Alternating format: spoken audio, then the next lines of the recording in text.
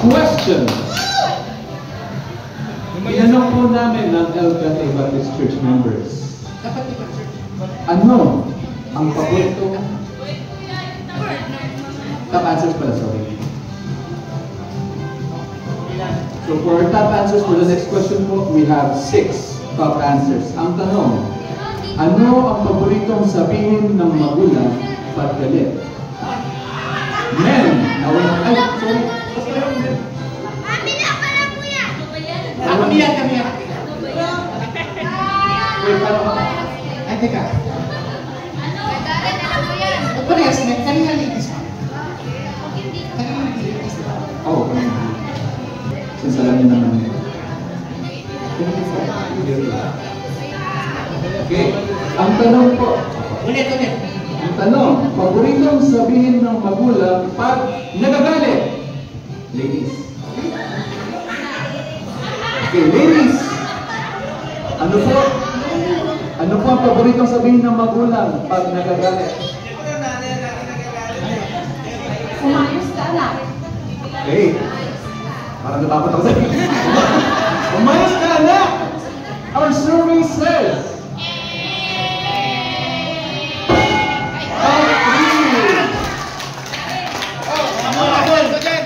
ang tanong, ano ang paboritong sabihin ng magulang pag nagagalit?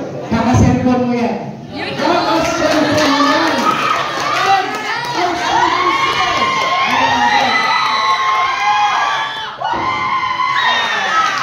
Popcorn. Ladies po, may chance. Pastor play. Pastor play. Play ang ladies. Last 4 top answers po mga kapatid. May 4 answers remaining pa po. Isip na kayo, Ang kasi tanong, paboritong sabihin ng magulang pag nagagalit?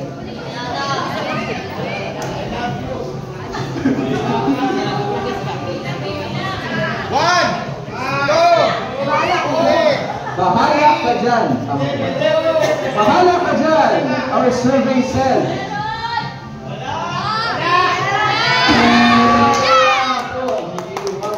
Bahala ka dyan.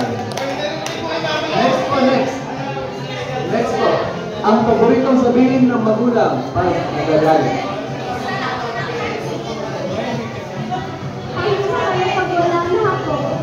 Paano na kayo pag wala ako?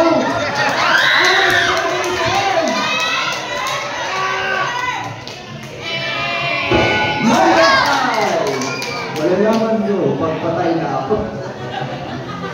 Next po, next. 3 remaining answers on the board. Ano ang paboritong sabihin ng magulang pag nagagalit?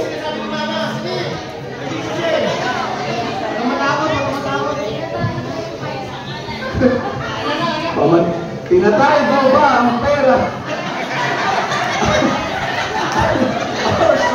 Our survey says.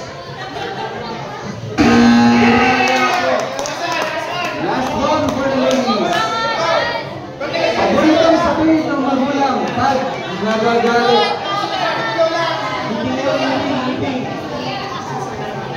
Sige na.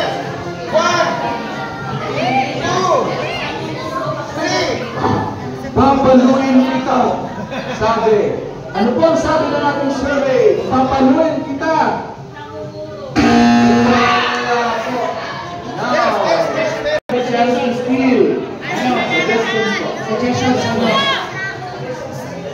Sila mo na. Suggestion mo na kami ng answer. Ito lagi ko sinasabi sa mga anak ko. Ang ginagawa mo sa akin, gagawin din sa'yo ng anak mo yan.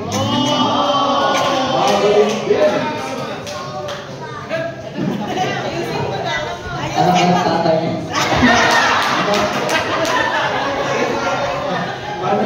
Lumumuro ka na. Ginagabi ka na naman.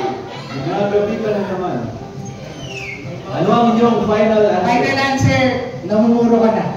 Namumura ka na ating survey. May still po ka ng men. Namumura ka na.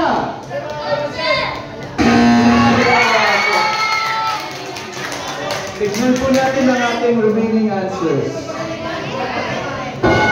San ka na naman? With 6 points, magsabi ng bagong utos with 5 points.